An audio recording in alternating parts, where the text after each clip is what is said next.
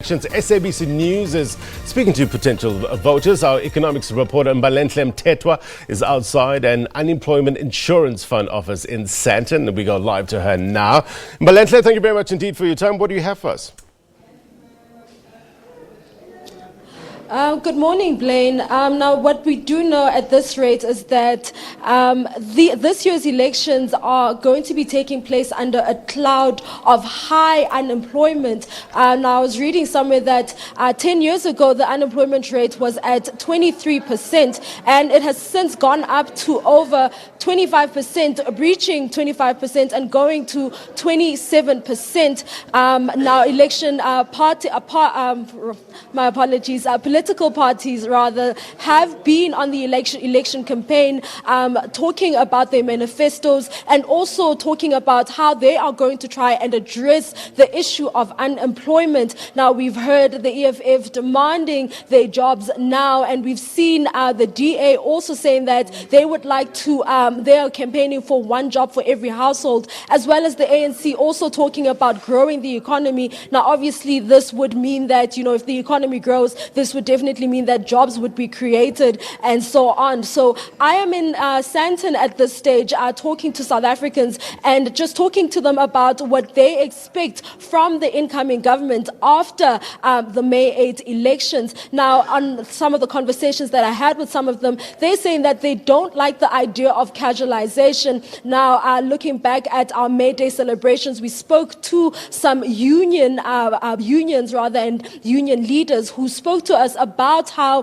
they feel that the whole casualization and mass job losses in certain various sectors in South Africa is basically a ploy to weaken the labor movement. And they were saying that they are particularly against casualization of workers because it means that the employer is not responsible for the workers' safety at work and so on. But for now, before I continue, I just need to speak to Mthethwa, who is going to tell us more about her experience as a casual member and why she is against the whole idea of casualization of workers. Thank you so much for speaking to us, Mthethwa. Please look at me.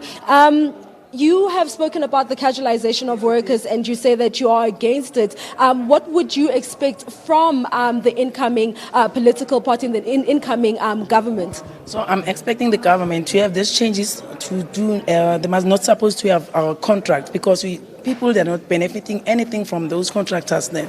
They are bogus, they're doing many things like, especially like other companies that I know, but I can't express them from here on the live TV then. So hoping and then government to finish unemployment and to have many changes like having some workshops so that they might take the youth to do many things there so that they can implement themselves then for the future of tomorrow. And if I may ask, what brings you here? So I'm here to Labor Department to have some claims of other companies that I was working with. And obviously, employment is a big thing. Tell me something. Employment is one of those things that is supposed to, uplift people and lift people out of, poverty, if I can say so. When you work as a casual employee, do you see that ever happening, or do you feel that a permanent job is better placed in terms of pulling people out of poverty? Yeah, it's better than if maybe a full-time worker than a contract. You have a contract of 4 months after then they just left you there alone then without anything then, or not registered, like no benefits at all. It seems you are lost. There you have it, Similane calling for benefits and for permanent employment, saying that that would go a long way with regards to uplifting the lives of many South Africans. I'm also joined by Catherine Thabane. Catherine Thabane is also at pains with the high unemployment rate in South Africa, and she is saying that there are a lot of projects in her area in Alexander, and she doesn't see any of the people in her community benefiting from those projects. She's actually against the concept and the idea of tenders, and she says that those have not benefited her community or people in her community. Thank you so much for speaking to us, Mom Catherine. Please look at me, and what has your experience been? We spoke recently about how people are not benefiting from the projects in your area. Please tell us more about that. I expect if the government they can stop ukunika abantu ama-tender, because ama-tender bayanika abantu. Lawo ma-tender is for them and friends and the families. I'm staying in Alexander. You can see kune project, ne? But the project yakhona mawuthi abantu bayasebenza. Awuboni nomuntu oyi-1 osebenzayo ohlala Alexander. So kusho ukuthi basuke bazenzela bona ngokwabo ukuthi bayenza imisebenzi, but bazo-create imisebenzi. Ngibona kungasiqiniso lento abayikhulumayo ukuthi bazo-create imisebenzi. Bazobe ba-createla bona nama-family abo nabantwana babo. Into engasijabulisi, especially mina ngijabulisi ngokuthi nabantwana baceda ama-matric mara bahlele ekhaya abanamsebenzi.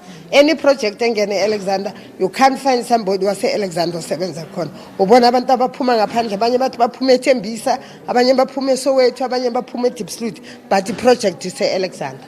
So lokho akujabulisi kunabo baba bahlele Alexander bangasebenzi. Bahlala bame emarobotini badinga imisebenzi, but elokishini kunama-project asebenzayo. Mama, I also heard you speaking about factories. You said that there are factories in and around Alexander, but no jobs. La eMalboro sinama-factories, but now those ama-factory akhona, they homes. I-government ngathi ngayenza changes, ikhipha abantu la, ifunele laba abantu indawo ukuthi la ma-factory abuye like before sizosebenza sise Alexander. So they homes manje akusasa ama-factory. Abantu bahleli phakathi kwama-factory. Government must make a change ukuthi sizokhona ukuthola imisebenzi. Thank you. Thank you so much for speaking to us. There you have it. That is Catherine Tabane, who is also not happy with the fact that the manufacturing sector has been seeing some difficult times over the years. And she's saying that some of the factories have actually closed down and have been turned into residential areas. She's also saying that she's speaking against the issue of tenders, saying that tenders have not benefited her community in the sense that people in her community are not are not employed rather in the projects that are in and around Alex. And she's saying that there are people who come from Tembisa as well as Diepsloot and as far as Soweto to work here in Alexander. And she's also saying that, she's got children who have finished their matric and are unable to find employment. And she is saying that maybe that would have been a place for them to get employment. She's also saying that, there are also much older people who are sitting in corners waiting for jobs. Now, we've seen those pictures and images of people standing in corners with boards asking for jobs. And she's saying that, that should not be happening at this time. And she's saying that she wishes that things could go back to the way they were, where people would work around Alexandra by Marlborough in the factories there in that area. But for now, Blaine, it's back to you in studio. All right, appreciate it. Mbalenhle Mthethwa, live for us in Sandton, Johannesburg. Thank you very much indeed for your reporting.